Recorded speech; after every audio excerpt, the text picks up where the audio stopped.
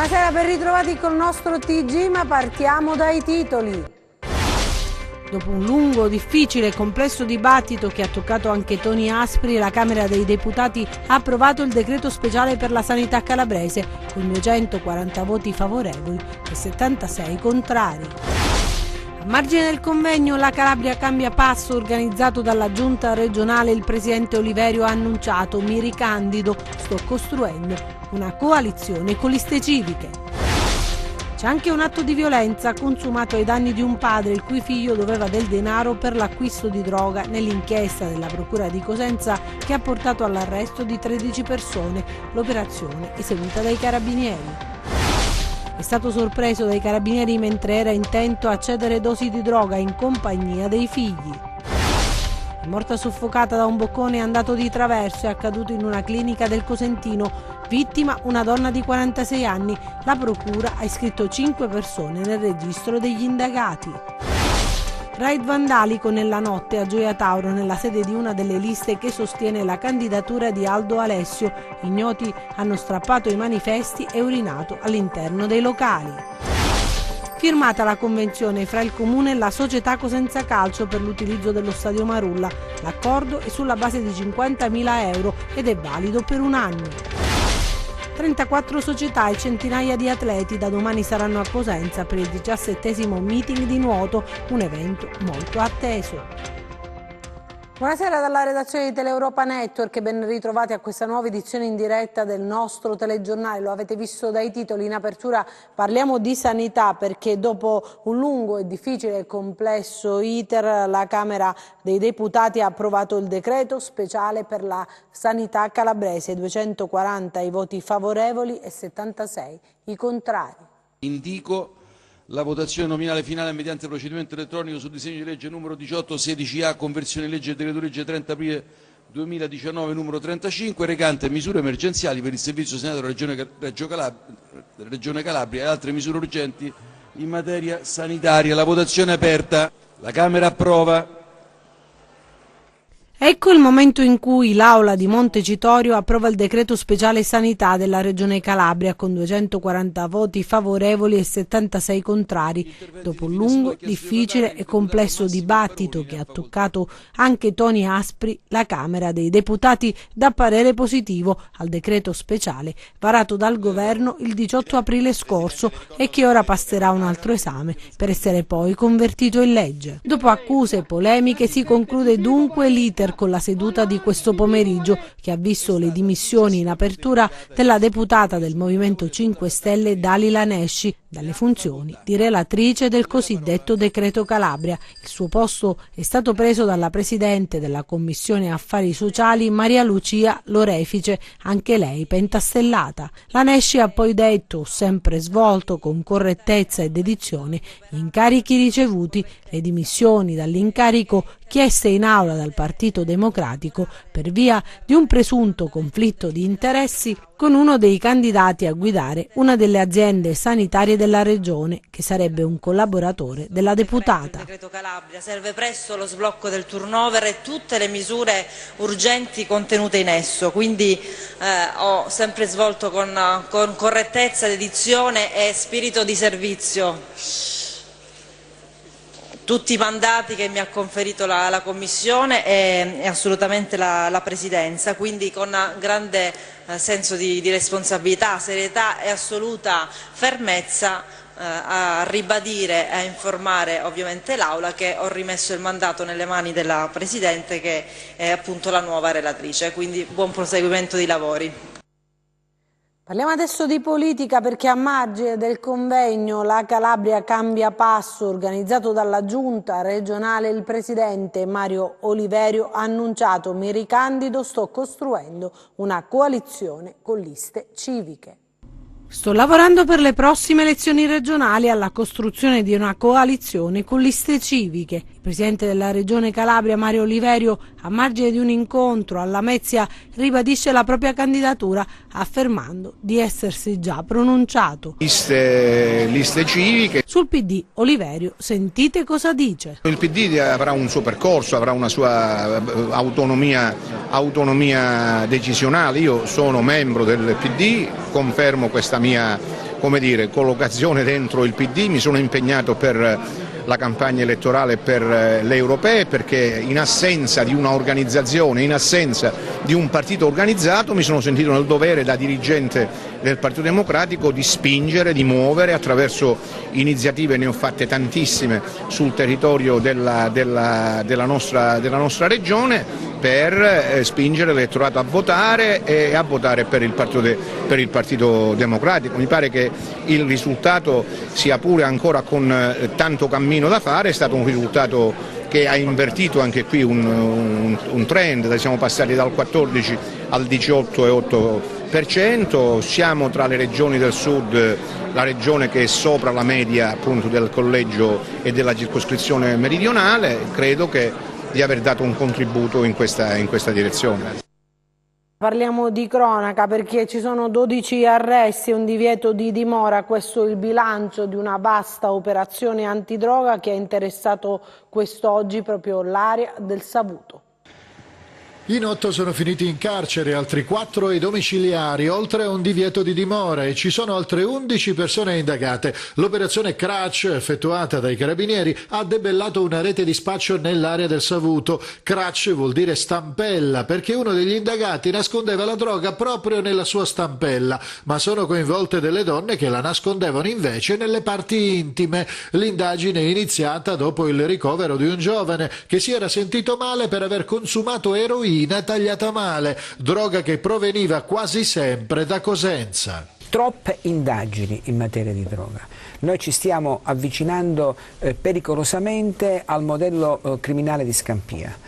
C'è una presenza, una diffusione endemica di sostanze stupefacenti, di tutte le sostanze stupefacenti che riguardano giovani, giovanissimi, che per pagare la droga si trasformano a loro volta in spacciatori. Oltre 1000 gli episodi di spaccio ricostruiti attraverso centinaia di intercettazioni, da cui si vede come la droga veniva anche consegnata a domicilio, ma se non si pagava scattavano minacce e botte, e anche in un caso un vero sequestro di persona che ha portato poi ad una rapina in casa per recuperare la somma pretesa. E c'è chi, pretendendo soldi da un minorenne, è arrivato anche a minacciare un'intera famiglia. Io conosco le tue figlie, so che ne hai 3, so dove vanno a scuola, so dove abiti.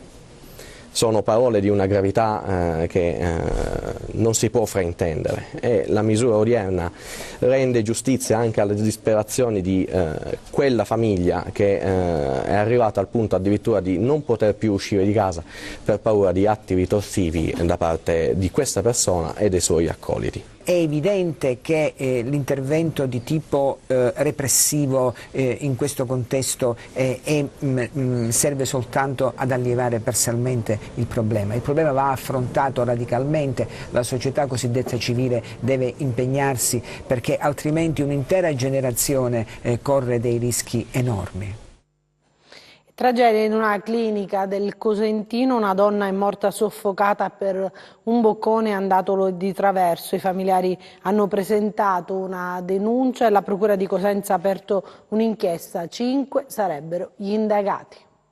Una tragedia che poteva essere evitata lo stabilirà la Procura di Cosenza, che ha aperto un'inchiesta sulla morte di una paziente di una clinica privata del Cosentino soffocata per un boccone di cibo andatole di traverso. Sono stati i familiari della donna a presentare denuncia. Al momento 5 persone, 3 infermieri e 2 medici in servizio nella clinica che ospita pazienti affetti da problemi psichici, sono state iscritte nel registro degli indagati. Un atto dovuto in attesa che i carabinieri facciano le necessarie verifiche. Il dramma è stato immortalato dalle telecamere di sorveglianza della clinica. Quel giorno la donna, che aveva 46 anni, era seduta a tavola insieme ad altri pazienti quando improvvisamente si è accasciata. Il personale sanitario in servizio in attesa dell'ambulanza si è subito attivato, praticandole la respirazione bocca a bocca, il massaggio cardiaco e altre manovre di rianimazione, ma è stato tutto inutile. L'autopsia ha confermato che il decesso è stato causato da un boccone finito nella trachea che ha impedito alla vittima di respirare. Adesso spetterà alla magistratura fare piena luce sulla vicenda. Ancora la cronaca, vi raccontiamo adesso un tentativo di occupazione abusiva interrotto dal tempestivo intervento della Polizia Municipale di Cosenza nel quartiere di Via Popilia. La casa, al momento disabitata, era stata presa di mira da qualcuno intenzionato a impossessarsene arbitrariamente. Gli uomini del nucleo decoro urbano della Polizia Municipale di Cosenza salgono le scale di una palazzina a Via Popilia. L'attenzione degli agenti, accompagnati anche da uomini della polizia giudiziaria, è concentrata su uno degli appartamenti dello stabile edilizia popolare. Alcuni cittadini avevano segnalato dei movimenti sospetti all'interno dello stabile. Le informazioni raccolte dal comandante del corpo hanno fatto scattare l'operazione ed è bastato visionare il portone d'ingresso per capire che in effetti qualcosa di strano è successo.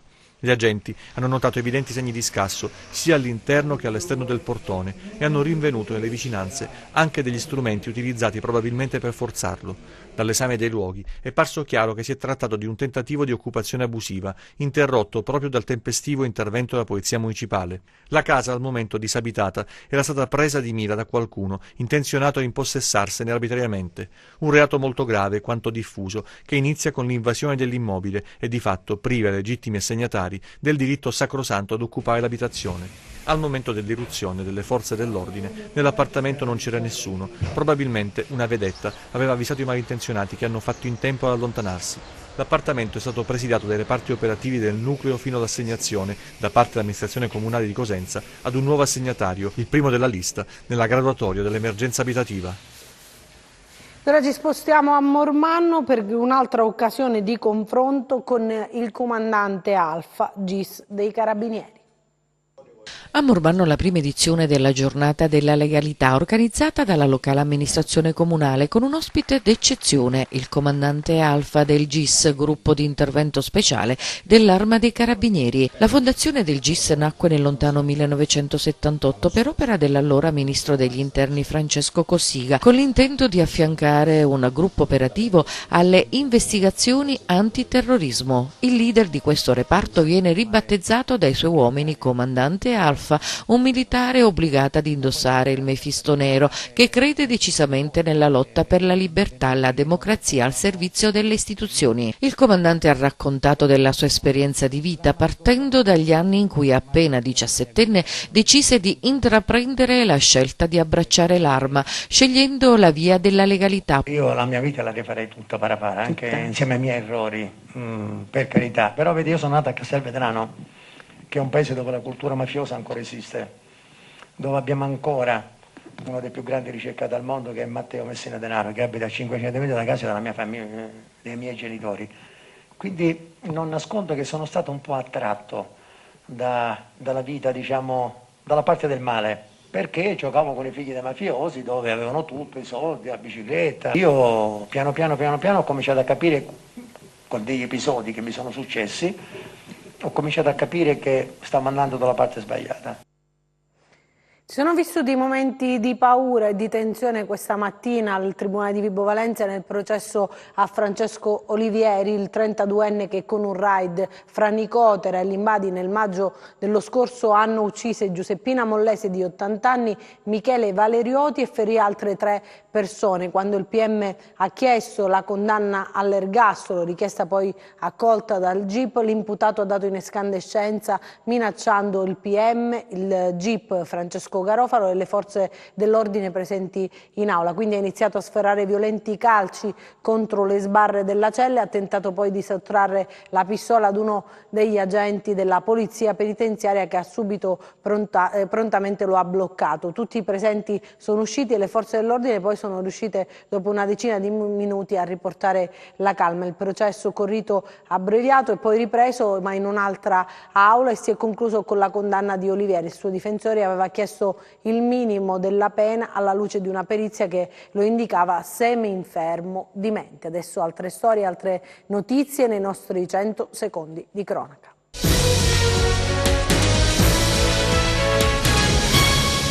Ignoti hanno dato alle fiamme la notte scorsa l'autovettura del segretario generale del comune di Crotone Paolo Lomoro. L'auto, parzialmente distrutta dall'incendio, era parcheggiata sotto la sua abitazione a Cirommarina. Anche in quest'ultimo centro, commissariato per infiltrazioni mafiose in seguito all'inchiesta Stige, Lomoro svolge le funzioni di segretario del comune.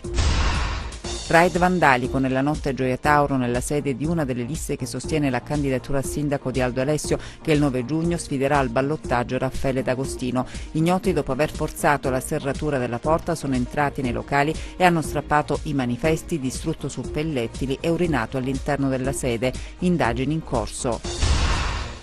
Sorpreso a spacciare con i figli in auto, 28enne sottoposto alla misura della sorveglianza speciale è stato arrestato dai carabinieri. È accaduto a Catanzaro. I militari della stazione di Santa Maria hanno notato un veicolo fermo, alla guida un giovane, nell'auto anche la moglie e i figli minorenni. Vicino al finestrino, sull'autoguida, un altro uomo che aveva appena ricevuto degli involucri che poi aveva nascosto subito nel giubbino.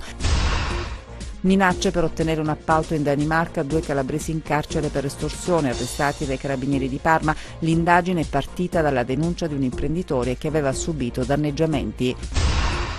Revolver e droga in un terreno. I carabinieri di Soverato hanno arrestato un 41enne satriano. I militari, durante una perquisizione, hanno rinvenuto una pistola revolver calibro 3,57 Magnum con matricola Brasa, prodotta negli Stati Uniti, munita di 12 cartucce, 3 grammi di marijuana e un bilancino di precisione intriso della medesima sostanza stupefacente. Adesso parliamo della Ragioneria Generale dello Stato che compie 150 anni, celebrata con un convegno ed una mostra all'Università della Calabria.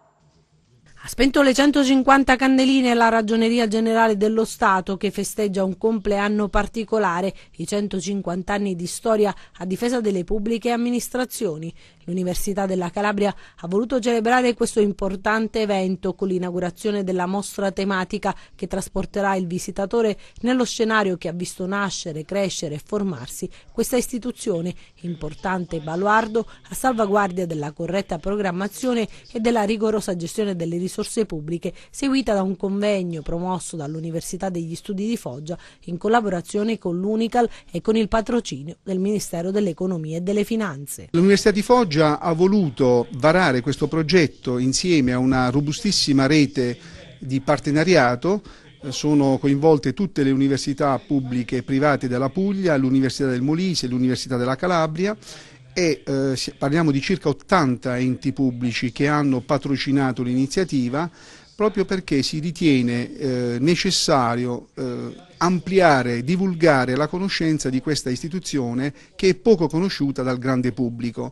Raccontare soprattutto a chi non ne conosce il ruolo istituzionale e la funzione socio-economica di controllo e gestione delle risorse pubbliche, la Ragioneria Generale dello Stato, facendo emergere, anzi facendo uscire allo scoperto, non soltanto le carte bollate, gli obblighi burocratici e le formalità di rito, ma un po' del volto umano e soprattutto delle responsabilità che si assume chi è stato chiamato a tenere in ordine i conti della Repubblica Italiana. L'obiettivo del convegno è quello di avviare, ecco qui è l'elemento scientifico che è collegato, al di là della celebrazione della ragioneria, lo studio di queste tematiche di finanza pubblica in una dimensione interdisciplinare. L'impostazione del giurista, e io sono un giurista, non è più sufficiente. Molto spesso si confonde il profilo economico-statistico con il profilo giuridico e l'obiettivo, spero che emerga dai lavori, è proprio quello di affrontare questi temi mettendo insieme le diverse sensibilità per un discorso, potremmo dire, unitario e più proficuo. Adesso parliamo della solidarietà, filo invisibile che lega il carcere di Cosenza e l'Africa grazie ad un progetto del Rotary Mendicino Serre Cosentine. Eccole le collanine realizzate dai detenuti del carcere di Cosenza nei laboratori previsti da un progetto finanziato dal Rotary Mendicino Serre Cosentine in un protocollo di intesa con la casa circondariale e l'associazione Stella Cometa e la partecipazione del cappellano dell'istituto penitenziario, i colori dei 5 continenti per la solidarietà, che parte dai ragazzi della casa circondariale e arriva in Africa per finanziare i vaccini antipolio. Avremo un coro multietnico il 6 di giugno per una raccolta fondi in favore della polio. Noi cerchiamo di eradicare completamente quello che è rimasto, pochi centri che ancora non sono stati raggiunti per la vaccinazione, non per causa nostra, ma perché stiamo trovando delle difficoltà proprio questi paesi che non vogliono nel modo più assoluto farci vaccinare. Ma noi continueremo con caparbietà, così come abbiamo fatto fino adesso. Queste sono collanine che andranno oltre che ai ragazzi nostri, ma qualcuno andrà alla Rotary International. Un segnale importante, dice la direttrice del carcere che ha partecipato alla cerimonia di consegna dei lavori al presidente del Rotary. È un segnale molto importante sia per i detenuti perché si rendono parte attiva in questa manifestazione pubblica e sia per il carcere perché ha l'occasione di esporre all'esterno il prodotto del nostro lavoro. Sì, oggi sono le collanine, però il prodotto non è questo in effetti del lavoro di noi operatori penitenziari, è tutto quel risultato che si ha consentendo ai detenuti di vivere una detenzione tranquilla, una detenzione rieducativa, una detenzione positiva che comunque sia un ricordo della loro vita, un ricordo positivo e di augurio per iniziare una nuova vita. Parliamo adesso di sport, iniziamo dal calcio e dalla firma della convenzione fra il Comune e la società Cosenza Calcio per l'utilizzo dello stadio San Vito Gigi Marulla. L'accordo è sulla base di 50.000 euro ed è valido per 12 mesi. Eccoli i dirigenti del Comune di Cosenza e quelli della società Cosenza Calcio mentre appongono la firma della nuova convenzione d'uso dello stadio San Vito Gigi Marulla per la stagione 2019-2020. Dopo giorni di riunioni, questo pomeriggio è arrivata la fumata bianca e così con la sigla della convenzione Palazzo dei Bruzzi concede alla società del presidente Guarascio l'utilizzo dell'impianto sportivo per 12 mesi rinnovabili di anno in anno a fronte di un contributo annuo di 50.000 euro. Dunque una convenzione rinnovabile e sulla manutenzione ordinaria e straordinaria le parti hanno raggiunto un accordo dopo le polemiche dei giorni scorsi. Inoltre la società avrebbe chiesto all'ente l'esecuzione degli adeguamenti necessari per ottenere l'agibilità da parte della Lega dell'impianto per la prossima stagione del campionato di Serie B 2019-2020. Nella stessa riunione la società ha chiesto la dotazione dei seggiolini da implementare a quelli esistenti e la disponibilità di campi da gioco da utilizzare per l'attività del settore giovanile. E adesso ancora al calcio vi mostriamo la foto della stretta di mano fra il presidente del Rende Fabio Coscarella e il nuovo tecnico dei biancorossi Angelo Andreoli, a cui sarà affidata la guida della prima squadra per la prossima stagione, nel solco della filosofia, dice il presidente Coscarella, che ha contraddistinto da sempre il Rende Calcio, che ha deciso di affidare la panchina ad una figura professionale del nostro territorio. Come nostra abitudine abbiamo sposato prima l'uomo e poi l'allenatore, convinti di aver trovato gli stessi valori che caratterizzano la nostra società. Sono grato al presidente Coscarella, queste le prime parole di Andreoli per l'occasione che mi è stata data, si tratta di una grande opportunità e ripagherò con la fiducia che è stata riposta in me e con il massimo impegno. Andiamo ancora avanti, parliamo di sport, parliamo di un meeting di nuoto che ha saputo ritagliarsi nel tempo uno spazio importante nel panorama nazionale. Il Città di Cosenza vedrà gareggiare 760 atleti e 38 società, una vetrina per gli sport acquatici e per i giovani atleti calabresi. Quella che inizia domani sarà l'edizione numero 17 del meeting di nuoto Città di Cosenza, la prima senza Giancarlo Manna, che dell'importante manifestazione è stato l'ideatore. Il presidente è stato ricordato durante la conferenza stampa di presentazione che ha visto la partecipazione del direttore tecnico delle squadre nazionali Cesare Butini, Walter Bolognani, tecnico nazionale giovanile, e Roberto Del Bianco, consigliere federale responsabile SIT. Il meeting ormai è diventato un evento a livello nazionale, stiamo investendo tanto, vogliamo fare ancora di più, stiamo creando delle sinergie e si sta pensando al futuro nel campo del nuoto con delle progettualità che faranno sicuramente bene per i nostri ragazzi. Saranno 760 gli atleti in gara, appartenenti a 38 società, 3 giorni di gare, quasi 2500, che come ogni anno accenderanno i riflettori sul nuoto calabrese e italiano. Noi fa piacere essere presenti, lo siamo stati nelle ultime 3-4 edizioni e abbiamo visto crescere significativamente l'evento. In generale è un territorio che sta cambiando completamente, quindi sia in ambito societario, sia in ambito del sistema federale che consente la crescita. Abbiamo visto che in questi anni il parterre è cambiato moltissimo. Il movimento regionale è ben radicato e produttivo, i risultati sono soddisfacenti, ma come in ogni ambito ci si propone di migliorare i livelli qualitativi e portare il maggior numero di atleti alla ribalta nazionale. Hanno difficoltà ad emergere perché secondo me bisogna un po' innalzare l'asticella su quelle che sono le loro reali potenzialità, ma soprattutto la loro volontà di emergere. Quindi su questo anche la nostra presenza qui può far capire che con un impegno in più, al limite senza voler strafare, ma osando un pochino di più, si può arrivare anche a raggiungere i propri sogni che non dobbiamo mai mettere nel cassetto. La 17ª edizione si lega anche a un progetto solidale, un ponte di solidarietà da Cosenza a Genova. Desideravo far gridare a voce forte: il Sud c'è. E abbiamo creato questo ponte di solidarietà tra il Sud e il Nord. Quindi noi devolveremo tutti i fondi completamente che verranno ricavati da queste magliette, che verranno vendute 31, 1 e 2 durante la manifestazione, il meeting di nuoto, 10 euro al costo di 10 euro l'uno, le devolveremo totalmente al Comune di Genova. Adesso vediamo le previsioni del tempo.